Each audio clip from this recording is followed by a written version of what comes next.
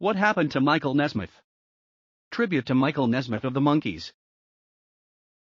Originally, only 3 Monkees were given a real name. There was Davy, Mickey, Peter and Will Hat.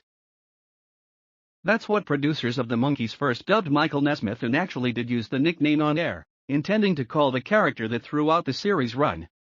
You can even see it listed in the earliest Monkees promo materials, like in an old TV guide listing from 1966.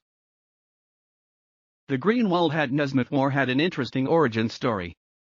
Despite being in sunny California, Nesmith had donned the wool cap to keep the hair out of his face while riding his motorcycle to his Monkees audition. He had no idea it would become such an integral part of his persona from that point on. In the end, the reason we don't call Mike Nesmith Wool Hat is pretty straightforward. Nesmith didn't like being called Wool Hat.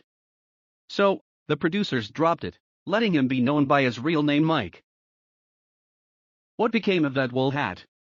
Nesmith hatched a pretty clever scheme to be rid of it for good.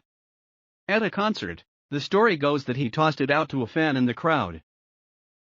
Nesmith was a supremely talented songwriter and musician. After he was cast on the sitcom, Screen Gems bought several songs of his for the new band.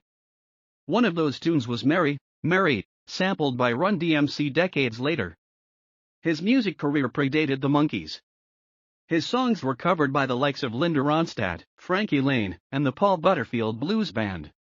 Under the name Michael Blessing, he released a single on Colpix Records, a label that also happened to include Davy Jones on its roster. But Jones and Nesmith did not meet until being cast as the Monkees. Perhaps it was no surprise then that Nesmith was the first Monkee to bristle at their manufactured image and fight to release his own music, to prove his skills. In 1970, Nesmith asked to be released from his contract with 3 years left.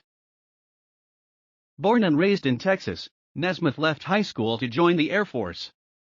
As many know, as it has now passed into legend, his mother invented the typing correction fluid known as liquid paper.